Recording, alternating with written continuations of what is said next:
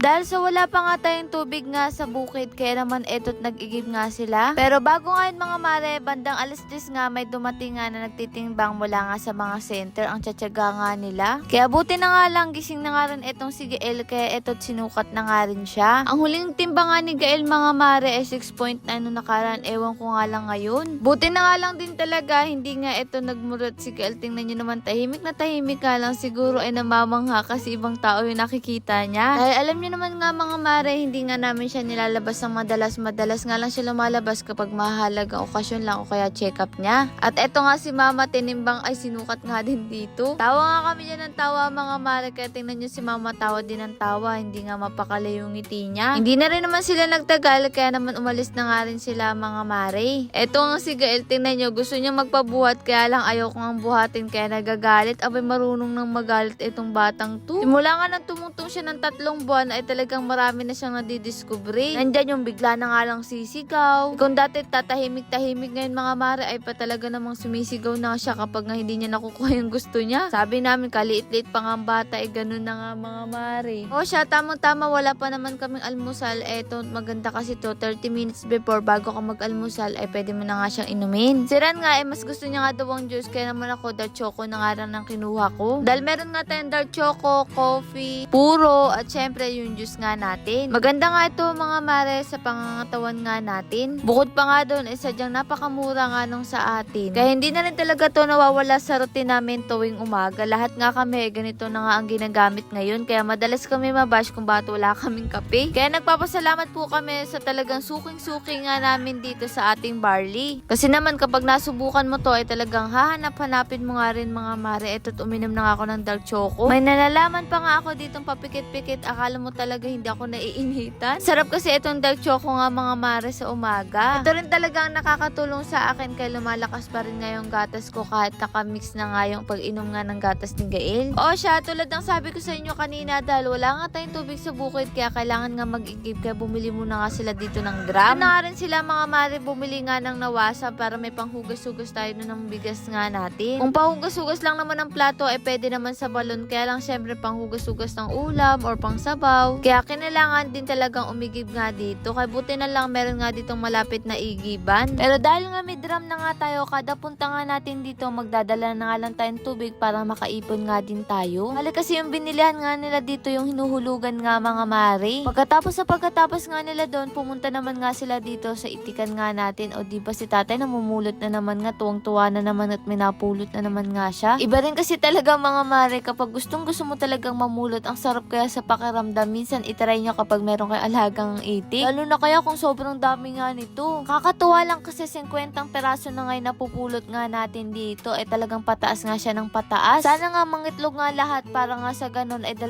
tray na nga kada araw. Di ba mas maraming blessing. Kaya naman kung naghanap nga kayo mga mare ng itlog ng itik ay pwedeng nga kayo sa amin bumili. Ayaw nyo pa ba nun? Fresh na fresh ang ating itlog. O siya, itong si tatay hindi pa rin talaga tapos dito kapupulot nga mga mare ng itlog kasi ang dami talaga. Pagkatapos ay kumuha na nga rin sila ng upo. Eto kasing si Ran nag-request nga siya na kumuha ng kaunting upo saka nga talong kasi nga magluluto nga siya ng dinding. Alam nyo naman napakahilig nila sa ganun. Bukod pa kasi dun mga mare may binigay nga si tita na malilit nga na hipon, mas masarap nga yun. Hindi na nga rin dinamihan kasi kapag madami nabubulok nga lang nasasayang nga mga mare. Kada kaluto na nga lang ikukuha na nga lang dito kasi araw-araw naman silang nandito. Pagkatapos nga nun inasikaso na nga rin nila ang pagbubuhat ng drum, nilagay na nga sa CR tapos yung isa sa kusina naman nga. Halos hindi na nga rin dito mga mare umuulan, sa inyo ba? Kaya kailangan na nga rin nilang magdilig at eto nagtabo-tabo na nga si Kuya Noli. Nalalapit na talaga ang summer kaya tiyak na matutuyo na nga itong mga tubig. Baka kapag nagtatanim nga tayo dito aasa na nga lang tayo sa pag-iigib araw-araw. Pero sana naman nga mga mare hindi nga mangyari yun kasi ang hirap din mag-iigib-igib nga. O siya, eto naman ang kaganapan nga dito. Andito nga pala si Agatha na lagi namin kasama noon. Palagi nyo rin kasi silang tinatanong kung nasa na nga silang magkakapatid. Hindi na nga nakakasama ang mga mare kasi syempre nag-aaral nga sila. Dahil alam naman natin ang edukasyon ang pinaka-importante at mapamamana nga sa atin ng mga magulang nga natin. Sabi ko nga sa kanila kung gusto nila maglugaw, ayun, umuo naman. Kaya ayun mga mare, naglugaw nga kaming 3. Banding na nga rin namin tutuwang-tuwang itong si Agatha. Tinatanong ko kasi dyan kung gusto nga magbago ay gusto niya nga daw. Sabi ko simulan na nga namin maglakad nga mga mare. O siya, pagkatapos nga namin maglugaw ay pumunta naman nga kami sa bilihan nga ng gulay. Bali kasi wala naman tayo mga maring pechay, kaya naman kumuha na nga kami dito kasi yung pechay nga natin ay talaga namang inuod. Si Agatha gusto nga daw mga mare yung perero, kaya naman ayan nga perero tuloy. O yung ganito pala mga maring chocolate, kaya pinakuha ko na nga rin siya. At sa wakas nga pauwi na nga kami, kaya lang nakita nga kami nila kaya umangkas na nga rin kami. Dahil nung pauwi nga sila, nadaanan kami naglalakad, kaya sumabay na rin kami mga mare. Eto naman si Chuchu, tingnan nyo naman na saan na naman kaya to galing. Eto talagang si Chuchu natin ay talagang likas na sa kanya ang pagiging makulit.